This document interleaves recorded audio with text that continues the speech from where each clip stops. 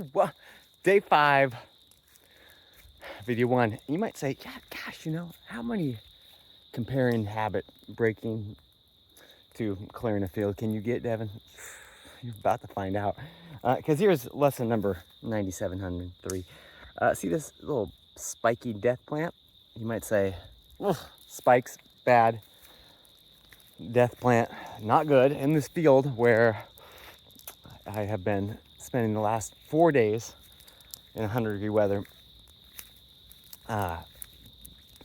cutting, burning, and as you can see, continued progress carries forward. Started before the light was out today, but no, that actually is an orange tree. That is a fruit producing tree. So this is the again the tricky bit with habits. What's a good habit? What's a bad habit? And of course, you can't ask anybody else, because what their bad habit is and what they think that everyone else should do is maybe not your bad habit. The difference is, does it produce? Ready for the cliche phrase? Fruit. That's literal fruit, though. So what's the lesson of the day? Well, the lesson of the day is I've gotten a crap ton done today, and I've only been at it for a few hours. I started at about 6 o'clock, and it's 8 now, so 8:30, so it's 2.5 hours. And I've gotten way more done today. And there's a couple variables there. A, it's not 100 degrees, so lesson number 1, everything is harder when it's hot.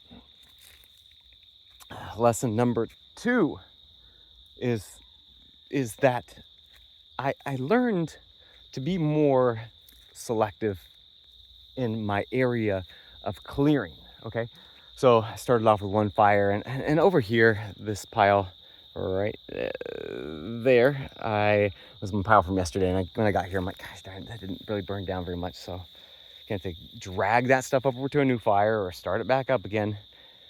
And I was kind of feeling negative about that. But then I realized partway through working, like, that's still got hot coals. So it's all burned away, but I can push everything in the middle and then build off of yesterday's progress. And then I realized, I'm spending a lot of time going back and forth or continuing to walk farther away from the fires to grab and drag wood over. So then I realized, you know what?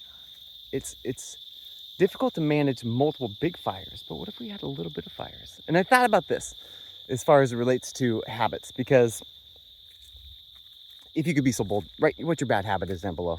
And it seems like the majority of people, it's like some kind of thing around technology.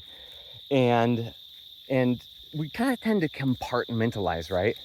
It's like, well, I need technology to work, so therefore, and even though that's like technology is the bad habit, so that's where it gets tricky for our little noggins to differentiate. So then I realized, you know what, this is kind of like clearing this field. It's kind of like clearing different areas of life, right? And so if it's this area right here, I can get a fire going here and clear up all the bad right here, take out all the bad habits, in which we've talked about how to do that in previous videos, and then go over to that area, and then not really worry too much about the different areas. And when I say worry, I mean that, because when you dedicate mental brain power to something, when me, human beings, then our brain expends the same amount of energy reliving it in their mind as it does in real life. So you actually exhaust yourself solving a problem that you haven't even got to yet. So don't worry about the other rooms of your life. However, be aware of them. So for example, this guy is now sizzling down.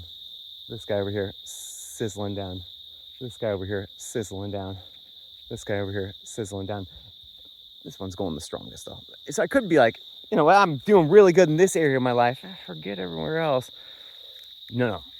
Be aware of, and then touch base in, and then handle the habit in that area.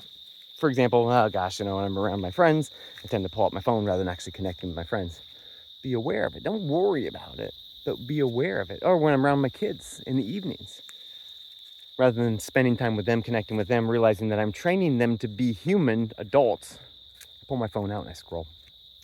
Don't worry about it. Be aware of it. Be aware, you got to burn that habit up. And so how do you burn it up?